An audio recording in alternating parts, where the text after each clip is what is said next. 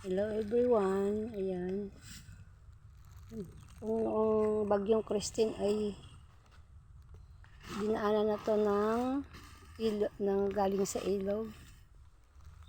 Ngayon naman, bagyong Uwan, muli ay dinaanan mo na naman ito.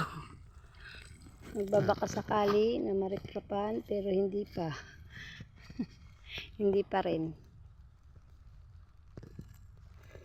Kaya ayun na. Yung mga binagay ng aking mister, itinapon niya sa palayan. Yan, tingnan niyo.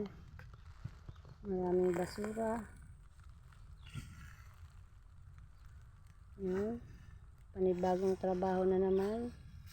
Dagdag trabaho sa pasakay. Sa palayan.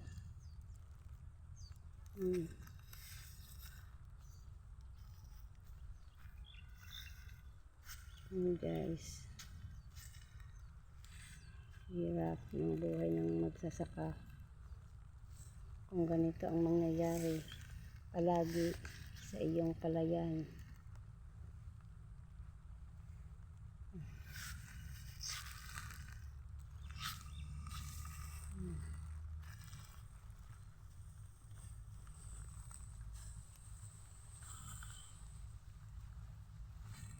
Binagay niya sa sako, itinapon dun.